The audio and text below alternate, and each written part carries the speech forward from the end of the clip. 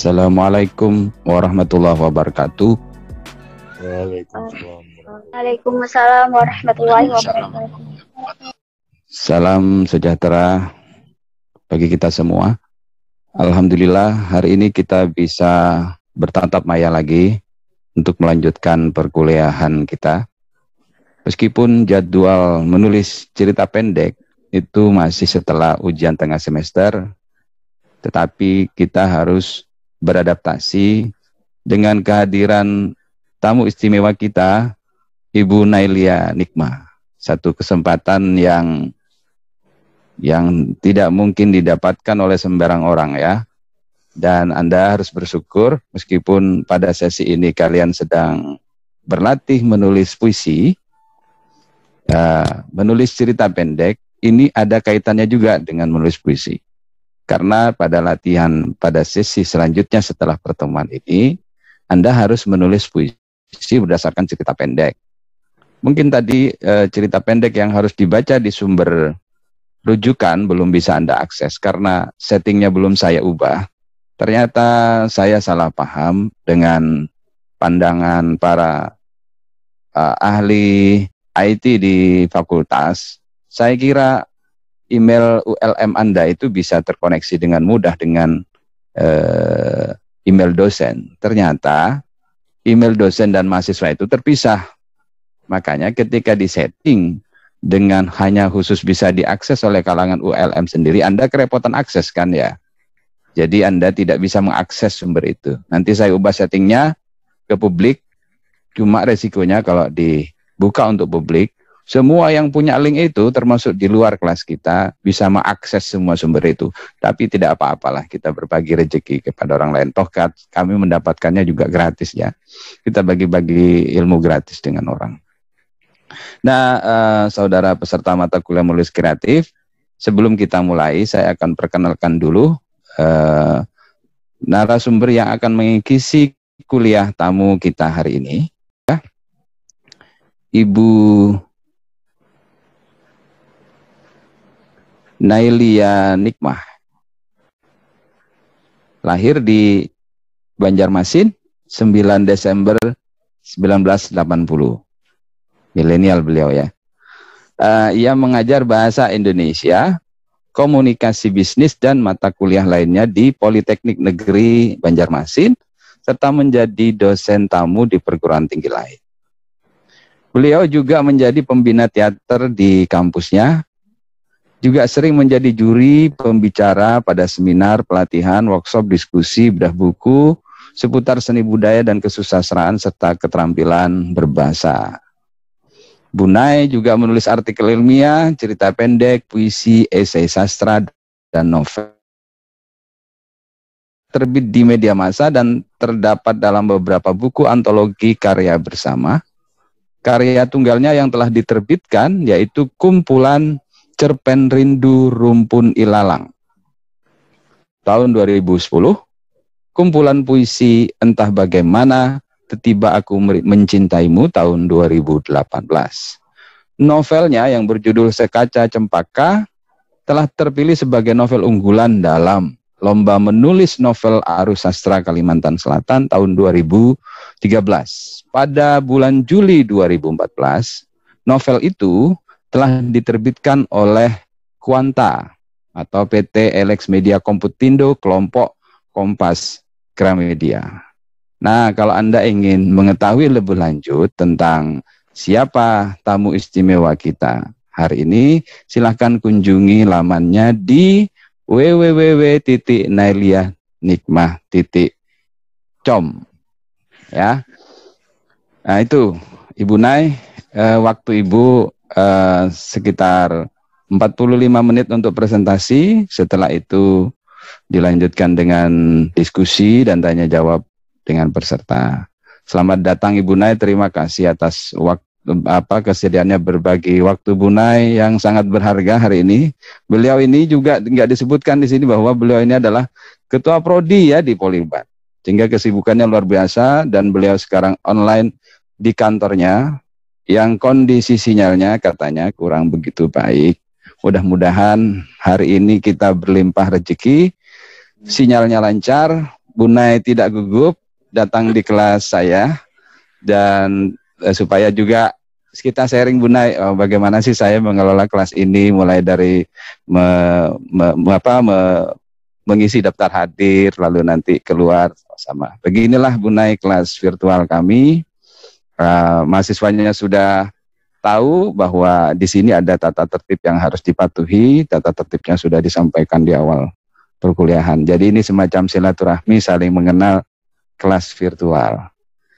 Silahkan Bunai untuk menyampaikan materinya. Sekali lagi saya mengucapkan terima kasih. Saya ingin mengajak dulu pada semua peserta supaya acara kita lancar. Sebelum kita mulai, mari kita berdoa. Mudah-mudahan pertemuan perkuliahan ini kita lancar. Berdoa mulai.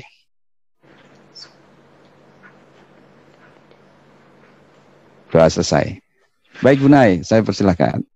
Iya, terima kasih Pak Sainul. Assalamualaikum warahmatullahi wabarakatuh. Waalaikumsalam. Waalaikumsalam Warahmatullahi wabarakatuh. Mudah-mudahan suara saya bisa diterima dengan baik ya di tempat teman-teman semua. Saya manggilnya Alhamdulillah, teman-teman jelas. ya.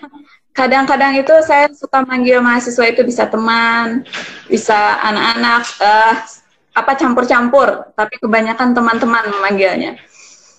Baiklah, pertama-tama saya terima kasih Pak Sainul sudah memberikan kesempatan saya untuk bisa gabung di kelas Pak Sainul, yang saya kelas paling keren nih sepanjang sejarah perjuman saya, dan ini juga kelas terpagi yang pernah saya isi. Jadi kemarin itu kan Pak Sainul menawarkan ada 2 alternatif waktu ya, karena saya itu mengajarnya full, jadi saya pikir dari yang terpagi saja sudah saya masuknya.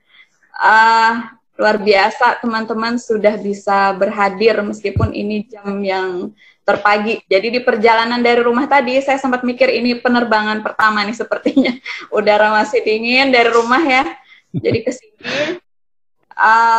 memang semula hendak daring atau online dari rumah, tapi berhubung ada sesuatu jadi hari ini harus pagi-pagi dari sini juga. Ralat sedikit Pak Sainul, bukan kaprodi ya, tapi kajur. Oh, kajur ya. Tapi nggak apa-apa sih. Cuman takutnya nanti kaprodi yang beneran nanti. Oh iya, kajur. Nanti kaprodinya protes. Ya, baiklah.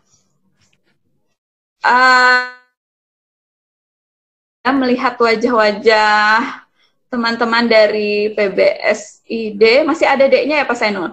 Atau PBS? D-nya nggak ada. Ya. Ide. Alumni kita juga, keluarga juga. Dan dulu ketua himpunan juga di PBSID. Tapi dulu PBSID ya namanya, sekarang PBSI. Baiklah, sebelumnya saya juga belum tahu nih ini latar belakang teman-teman ini, apakah sudah ada yang master mungkin menulis cerpennya. Mungkin bisa berbagi nanti bagi yang sudah master ya, atau mungkin ada yang belajar dari nol, atau ada yang sudah punya bekal juga sekian persen, ya tidak masalah, karena menulis itu sebenarnya keterampilan. Jadi semakin kita sering melakukannya, maka kita akan semakin terampil. Dan bisa jadi ketika kita lama tidak melakukannya, mungkin agak-agak kaku. Misalnya kita lama tidak naik motor, atau lama tidak menyetir mobil, ketika turun kembali, ketika mencoba lagi, pasti ada rasa grogi, rasa kaku. Nah, sebenarnya menulis juga seperti itu, karena dia adalah keterampilan. Jadi, kalau ingin lancar, maka kita juga harus merutinkan diri setiap hari menulis. Itu prolognya dulu. Sekarang saya ingin berbagi layarnya. Nah, saya menulis seperti ini, Pak Sainul, karena kita kan tidak ada komunikasi juga ya. Apa sih sebenarnya yang diharapkan dari sesi dengan menghadirkan saya. Jadi saya bikin sendiri nih tujuan untuk sesi yang saya sampaikan pada hari ini.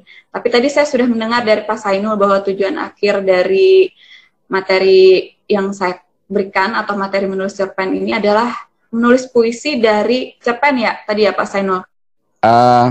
Gini Bu, jadi sesi perkuliahan ini dibagi 2. Sesi pertama itu menghasilkan puisi. Jadi sisi kedua itu menghasilkan cerpen. Jadi setelah UTS nanti mereka akan latihan menulis cerpen.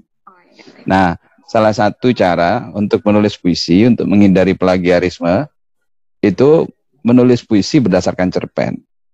Jadi mereka itu masih berada dalam tahap menulis puisi sebetulnya.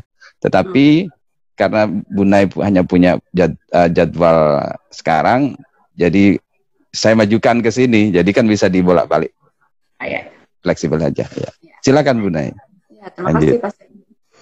Nah, setiap kita belajar sesuatu, yang pertama sekali kita harus tahu dulu tujuan kita mau apa nih dalam sekian menit ini, apa yang pengen kita capai. Nah, saya menuliskan ini di tujuan sesi yang saya sampaikan, yaitu mahasiswa dapat menjelaskan pengertian cerpen dan unsur cerpen. Ini saya beri tanda tanya. Jadi maksudnya apabila memang teman-teman sudah lancar, terampil, lihai dalam hal itu, menurut saya tidak perlu terlalu dipikirkanlah yang tujuan sesi yang pertama. Karena sebenarnya tujuan sesi ini adalah yang kedua, yaitu mahasiswa mampu menulis sebuah cerpen yang baik. Tujuan yang kedua tidak bisa kita capai kalau tujuan yang pertama belum kita pahami dengan baik atau belum kita capai. Nah, sehingga saya menuliskan tujuan sesi 1 itu masih ada di situ, tapi dengan tanda tanya. Dalam artian, sebenarnya tujuan sesi ini bukan untuk menghafal apa itu cerpen, kemudian apa itu unsur-unsur cerpen, melainkan kita mampu menulis sebuah cerpen yang baik. Mudah-mudahan ini sejalan dengan tujuan PBM Bapak Sainul ya? Ya, sejalan Bu, pas. Nah, kemarin saya sempat bertanya atau tidaklah, saya lupa, apa basic atau apakah mahasiswa ini sudah ada sebelumnya tentang menulis cerpen, dapat materi tentang menulis cerpen. Kalau tidak salah jawaban Pak Sainul waktu itu belum. Jadi saya mulai dari yang basic ini, mohon maaf.